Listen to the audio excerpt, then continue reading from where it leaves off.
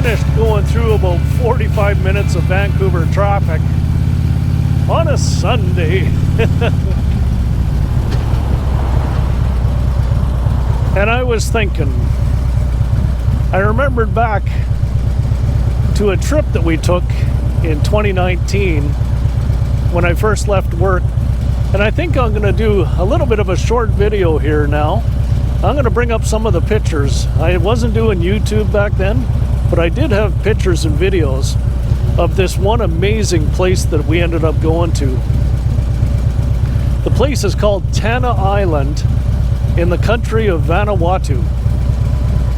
Some of you might know Vanauatu because Survivor was there once, I think. So I'll show you on a map where Vanauatu is. It's north of Australia, a little bit east, and it's west of Fiji.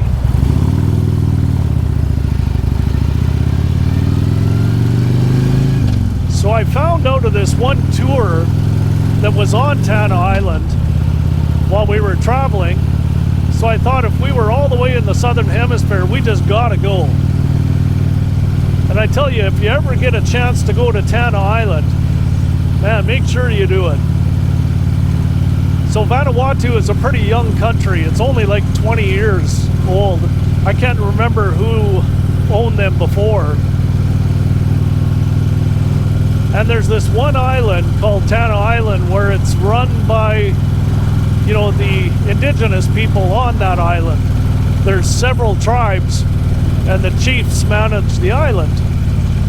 So we ended up taking this little plane from the main island of Vanauatu.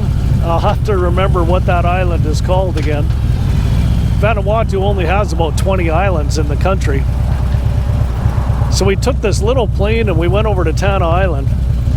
And then we reserved a homestay, I think they call them pensions,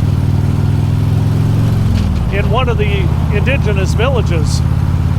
So once we got off, we hired this truck, and it's got to be four-wheel drive to get you across the island. Those roads are amazing. They get really rough, and those drivers are so good. I can't believe how they can get through some of these areas. So we get to this pension, and there's no power there, there's no refrigeration, no running water. They have a pump that gets water to your rooms, but it's at the foot of a volcano, and it's an active volcano. I think they call it level 2 in its activity, and it's been active for over 20 years, 25 years. So we took this tour, and you can hike up to the top of the volcano, and it's managed by the chiefs of one of the tribes, or a couple of the tribes. Anyhow, it was the most amazing tour I think we've ever taken. I was really intimidated. My anxiety was so high the first time we went up, and it was kind of a rainy day, and the rain with what was coming out of the volcano, it made it real full of steam, and sometimes you could hardly see, couldn't even see your feet, and sometimes it was clear depending on the wind.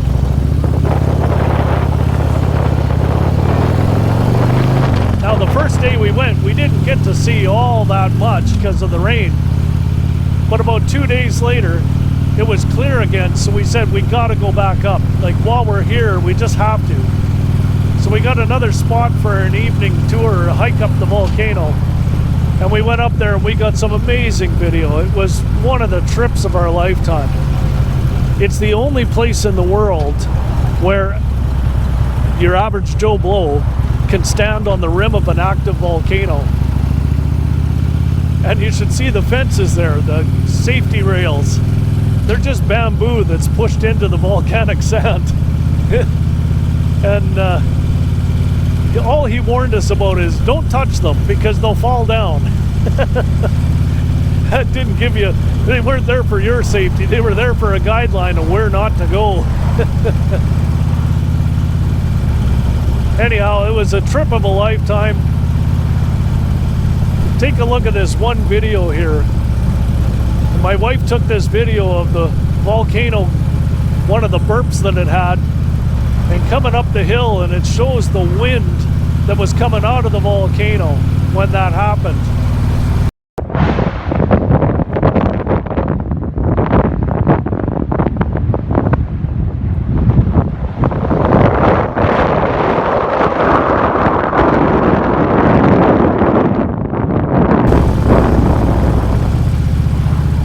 just a short little video while we're just trying to get ready for this trip.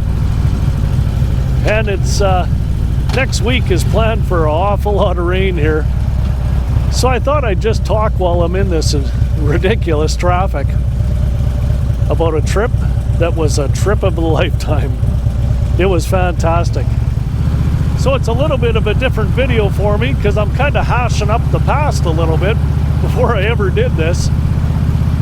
And I have to admit, I'm trying to come up with some filler videos before our trip coming up this summer.